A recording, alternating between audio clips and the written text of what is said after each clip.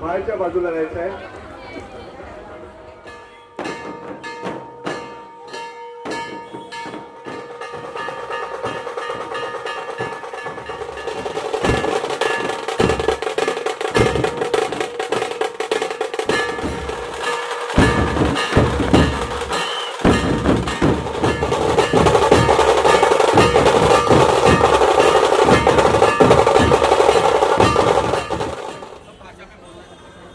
पांचा साहब आगे बढ़ो.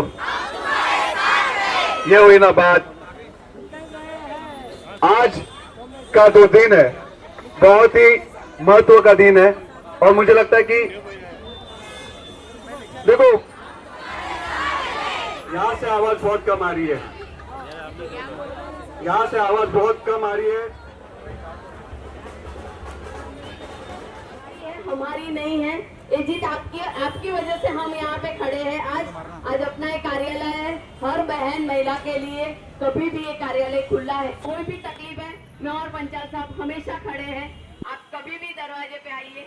कभी आपको निराश नहीं किया जाएगा. पंचायत साहब आगे बढ़ो.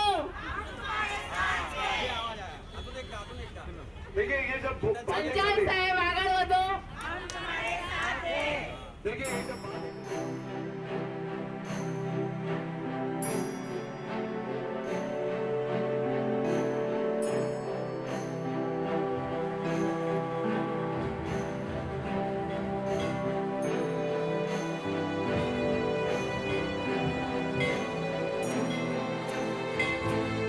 राष्ट्रवादी कांग्रेस पार्टी शरद पवार नेता अशोक पंचाल व यामिनी पंचाल के जनसंपर्क कार्यालय का मुंबई अध्यक्षा राखी जाधव ने किया उद्घाटन. जी हां, आपको बता दें कि 7 दिसंबर की शाम को विले पार्ले पूर्व में राष्ट्रवादी कांग्रेस पार्टी शरद पवार नेता अशोक पंचाल व यामिनी पंचाल के जनसंपर्क कार्यालय भव्य उद्घाटन समारोह में उमड़ा जनसैलाब. जहां इस दौरान राखी जाधव सहित पार्टी के कई नेता और पदाधिकारी ने अपनी उपस्थिति दर्ज कराई. साथ ही बड़ी संख्या में स्थानीय लोगों ने अपना जन समर्थन दिया. आगामी महानगरपालिका चुनाव को देखते हुए इस जनसंपर्क कार्यालय का ओपनिंग किया गया है, जहां से आम जनमानस की समस्याओं का समाधान किया जाएगा. बता दें कि अशोक पंचाल और यामिनी पंचाल सदैव आम जनमानस के हित के लिए काम करते आ रहे हैं. लोगों के बीच में रहना और उनकी समस्याओं को हर संभव जड़ से खत्म करना ही अपने जीवन का मुख्य दायित्व समझते हैं.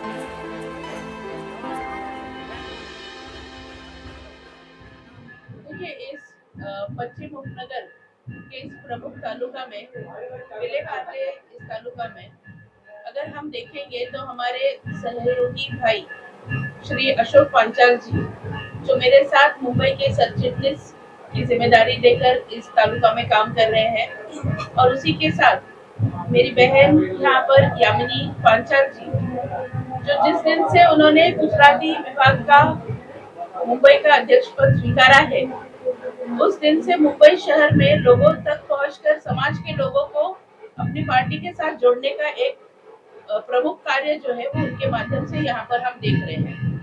विशेष रूप से विले पार्ले ये जो मतदार संघ है ये गुजराती भाषी परिवार यहाँ पे ज्यादातर रहते हैं और उसी के साथ यहाँ पर समाज से जुड़े हुए लोग अगर पार्टी में आते हैं तो मैं समझती हूँ कि वो संगठन मजबूत करने वाली एक बात है.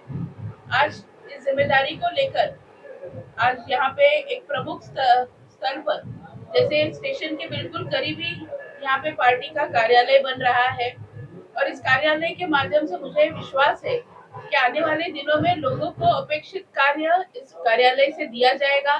लोगों के हित में जो काम है उसको करने के लिए मेरे संगठन के मेरे सहयोगी सब यहाँ पर काम करेंगे और पूर्व पश्चिम उपनगर इस परिसर में ये कार्यालय होना लोगों की व्यवस्था होगी ये मैं समझती हूँ और निश्चित रूप से इस विषय को और इस कार्य को लेकर हमारे सहयोगी भाई अशोक पांचाल जी और यामिनी बेन पांचाल जी इस पर खरीद करेंगे. ओके राकेश जी, मुंबई की जवाबदारी आपके कंधों पर है और क्या कुछ कहना चाहेंगे? एनसीपी कितने सीटों पे लड़ रही है, क्या कुछ ऐसी जानकारी आप देना चाहेंगे या क्या मुख्य जो मुंबई एज ए मुंबई करों के लिए और मुंबई में खास करके ये चुनाव है उसकी कुछ रणनीति आप पवार साहब के साथ क्या मिली है आपको, गाइडलाइन क्या मिली है और क्या लक्ष्य है आपका मुंबई चुनाव को लेकर, एमसी चुनाव को लेकर? देखिए, मुंबई महानगर पालिका जो है ये 100 साल से भी ज्यादा से इस मुंबई की एक व्यवस्था बनी है।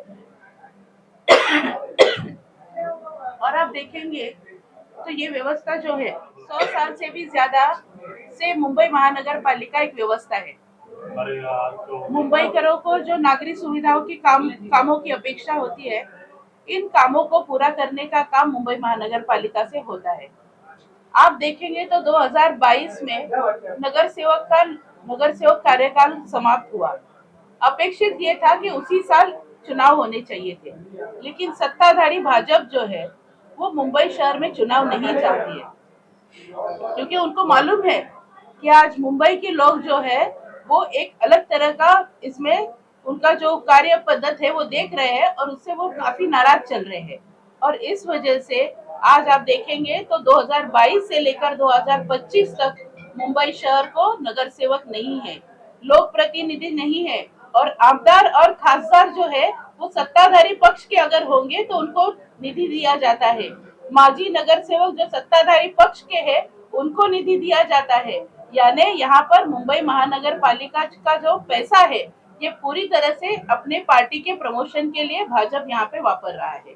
आप देखेंगे तो यहाँ पे लोगों के जो रोज की जो व्यवस्था है या रोज की जो कामें हैं उस पे आज प्रशासन कुछ काम नहीं दे पा रही है।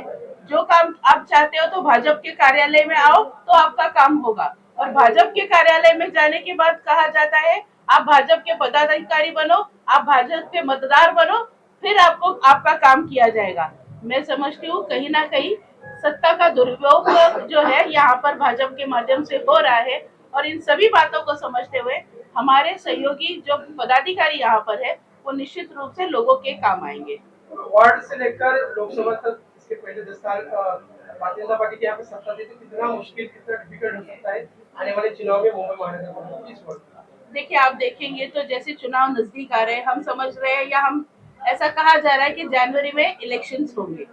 अगर जनवरी में इलेक्शंस हो रहे हैं तो हम क्या देख रहे हैं कि मतदारों को आकर्षित करने के लिए सत्ताधारी पक्ष के आमदार हो या सत्ताधारी पक्ष के जो माजी नगर सेवक रह चुके हैं वो यहाँ पर लोगों में जाके काम करने का एक भास निर्माण कर रहे हैं। अरे 4 साल से तो आपकी सत्ता थी, आपको किसी ने रोका नहीं था काम करने के लिए। इसलिए मतदार जो है वो ये सब बात समझता है, लेकिन उसी के साथ हम ये भी देख रहे हैं कि जिस तरह से सत्ता पक्ष जो है वो मतदारों को आकर्षित करने के लिए योजनाओं को यहाँ पे लोगों के सामने रखने का काम कर रहे हैं। ये सिर्फ इलेक्शन का जुमला है, और इस जुमले के वजह से लोगों को यहाँ पे एक भास निर्माण किया जाता है, लोगों को यहाँ पे संभ्रमित किया जाता है। देखिए, इन 4 सालों में हमारे पदाधिकारी जो अशोक भाई पांचाल है या यामिनी बेन पांचाल है, उनके पास तो कोई लोक प्रतिनिधि का पद नहीं था। उनको ये भी नहीं मालूम था कि चुनाव कब हो रहे हैं या किस साल में हो रहे हैं। लेकिन जो समाज के लोगों से जुड़े हुए हैं, जो लोगों की व्यवस्था होनी चाहिए ये समझते हैं, ऐसे कार्यकर्ता जब लोगों के बीच में उतरता है तो निश्चित रूप से वहाँ पे लोग एक सकारात्मक वहाँ पे विचार रखते हैं। और मुझे विश्वास है ये कार्यालय जो है ये लोगों की व्यवस्था रहेगी। ये कार्यालय जो है ये लोगों के लिए सालों साल तक पूरा होने का काम करेगी। इस विश्वास से हम सब काम करना चाहते हैं। वरिष्ठों का विषय है, मैं इसमें कुछ नहीं कहूँगा। उसी बात की यहाँ पर 10 से 12 साल से मैं काम कर रहा हूँ। ऐसे नहीं कि अभी राष्ट्रवादी में आने के बाद ये काम शुरू किया है। 2012 से मेरा काम यहाँ शुरू है और लोगों तक पहुँचे हैं हम। यहाँ भले हम लोग कार्यकर्ताओं की हमें कमी है, लेकिन चाहने वाले लोग बहुत है, मेरे समर्थक बहुत ज्यादा है। तो यहाँ सब लोग आए हैं इस बात पे कि अगर कार्यालय खुला है तो लोगों की काम करने के लिए लोग यहाँ आके खड़े रह सकते हैं। उनकी कुछ समस्या है, उनको कुछ सुविधा देनी है तो यहाँ बातचीत कर सकते हैं। तो हमेशा मेरे घर पे लोग आते थे। कार्यालय 2012 में था, लेकिन उसके बाद बंद किया था। तो अभी ये कार्यालय के माध्यम से लोगों तक हम पहुँच पाएंगे। और यहाँ के जो स्लम है, वहाँ के राकेश जी भी हमारे साथ आई हुई थी। वहाँ के जो विषय है वो विषय में काम करने को भी मजा आ रहा है, क्योंकि उनको ऐसे लगता है कि ये लोग अभी कुछ बदलाव लाएंगे। यहाँ से 40 साल से एक चक्री शासन चल रहा है, एक भी कैंडिडेट को खड़ा रहने का मौका नहीं मिल रहा है। मौका मिल रहा है तो ये लोग पैसे के दबाव से अपने आप की सीट जिता के ला रहे हैं। तो मुझे एक उम्मीद है कि आज इस बार भले हमारे पास पैसे नहीं है लेकिन लोग हैं हमारे पास, हमने हमारे इंसान कमाया है, हमारे समर्थक लोग को कमा के रखा है। मैं और यामिनी ने मिलके यहाँ बहुत सारे काम किए, इसलिए हमने सोचा है कि यहाँ से बदलाव लाने के लिए खड़ा रहना जरूरी है, क्योंकि परिवर्तन होगा तो ही कुछ होगा। सबसे मुख्य मुद्दा क्या होगी वाटर मीटर गटर के अलावा? मुख्य मुद्दा क्या होगा? एजुकेशन का मुद्दा है। यहाँ की बालवाड़ी, म्यूनसिपालिटी स्कूल सब बंद है। अभी मैं गुजराती स्कूल में गया था म्यूनसिपालिटी की, तो 35 खाली स्टूडेंट है, होता है हमारे स्कूल बंद करने के लिए बोल दिया। तो वो प्रिंसिपल हमारे पंचायत है, उन्होंने बोला कि मैं कैसे कैसे करके लोगों को लेके आके 35 स्टूडेंट बनाया, तब जाके वो स्कूल बंद नहीं हुई। तो गुजराती माध्यम में इंग्लिश मीडियम भी पढ़ाई जा रही है, फिर भी लोग नहीं जाते क्योंकि उनको कॉन्वेंट में और इंग्लिश मीडियम में पढ़ना है। तो मैं ये भी कहूँगा कि गुजराती स्कूल में भी इंग्लिश पढ़ाई जाती है, तो तुम वहाँ जाके पढ़ सकते हो। वहाँ तुमको फीस भी नहीं देनी है, सरकार अपना पूरा जिम्मेदारी निभा रही है वहाँ पर। यामिनी जी, आप क्या कहना चाहेंगे? इतनी महिलाएं आपके पीछे खड़ी हैं सपोर्ट में, आपको मैं देख रहा हूँ कि जगह नहीं है ऑफिस पैर रखने के लिए, क्या कुछ कहना चाहेंगे? ये सब कितनी धड़कनें अभी भी तेज है या कमी है, क्या कुछ कहना चाहेंगे? राखी आज जी आने इतनी वाली महिलाएं जो आई है, जो इतनी महिलाएं आई है ना, वो सब परेशान है। आज हर महिला ने मुझे इनकी परेशानी बताई कि हम किस किस चीज से, जो घर का है, पानी का है, टॉयलेट का कितना प्रॉब्लम है महिलाओं को, प्रेग्नेंट लेडीज है उनको कितना तकलीफ है। उधर में 100 रूम के बीच में एक टॉयलेट है, कैसे महिलाएं सर्वाइव करेगी, कैसे लड़कियां सर्वाइव करेगी? वहाँ पे लाइट नहीं है, वहाँ हम लोग देखे हैं, रात को उनको जाना है, कितना तकलीफ है। गंदगी तो हद से प्यार है, तो वो जेंट्स तो चले जाते हैं लेकिन महिलाएं घर पे है, तो हर दिक्कत महिलाओं को है। आज जो महिला आई है ना, वो सब दिक्कत है। आज एक गुजराती समाज की महिलाएं आई, उनका ये विचार उन्होंने आज बताया मुझे कि हमको इंग्लिश नहीं आता है, हमारे बच्चे को हमको गुजराती पढ़ाना है, स्कूलें बंद हो रही है, और एक स्कूल है जो वहाँ बच्चे नहीं है और वो स्कूल बंद रही है। यहाँ पे बच्चों को पढ़ाना है गुजराती में, उनके पास स्कूल नहीं है। तो एक जो मिसकम्युनिकेशन है वो हम करके हम वापस वो स्कूल चालू करेंगे, जो बंद हो रहा है उसी को हम चालू करेंगे। स्कूल कभी बंद नहीं होनी चाहिए, क्योंकि शिक्षण बंद नहीं होना चाहिए, शिक्षण ही हमारा भविष्य है, तो वो बंद नहीं होना चाहिए। मैडम, आप से रहती हूँ। पार्ला ईस्ट में पार्लेकर लोगों की बहुत समस्या आहे। पार्ल्यामध्ये फिरायला एक ग्राउंड सुद्धा नाहीये। इथे एअर इंडियाची मोठी कॉलनी आहे, त्याच्यामध्ये morning walkers, evening walkers walk करायला जात होते, परंतु आता ते सगळं एअरपोर्टच्या व्यवस्था आणि सगळी कॉलनी ही अदानींच्या घशात घातलेली आहे। तर आमची मागणी आहे की तिथे जॉगर्स पार्क, एक मॉर्निंग वॉकर्स साठी आणि इव्हिनिंग वॉकर्स साठी जॉगर्स पार्क साठी जागा दिली पाहिजे।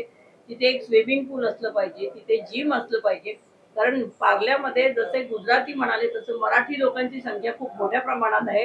हा महाराष्ट्रीयन एरिया जास्ती आहे आणि या मराठी एरियामध्ये लोकांना स्वतःचं स्वास्थ्यासाठी फिरणं खूप आवश्यक आहे आणि इथे फिरायला कुठेही जागा नाही, एकही ग्राउंड शिल्लक नाही। पार्ल्याची दुर्दशा झालेली आहे, पार्किंगची समस्या आहे, मार्केटमध्ये जाल तर फेरीवाले रस्त्यावरती बसलेले आहेत, टॉयलेट्स नाहीये, एकही सुलभ शौचालय पार्ल्यात नाहीये।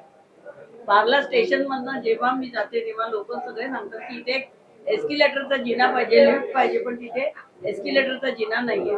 तर पार्ल्याच्या लोकल ट्रेन मध्ये जाणाऱ्या येणाऱ्यांची गैरसोय खूप आहे। तर पार्ल्याच्या अनेक समस्या आहेत, त्या समस्या सोडवण्यासाठी निश्चितच आम्ही जर इकडची सीट जिंकलो तर आम्ही नव्या दमाने हे सगळे प्रश्न लोकांचे सोडवू। आणि सुजाण पार्लेकरांचं मागणं आहे की इथे एक जॉगर्स पार्क पार्ल्यामध्ये झालं पाहिजे। त्याची मागणी करण्यास आम्ही एकनाथ शिंदेंना आणि मुख्यमंत्री देवेंद्र फडणवीस यांना पत्र दिलेलं आहे, पण अजून त्याचं काही उत्तर आलेलं नाही। खूप खूप धन्यवाद।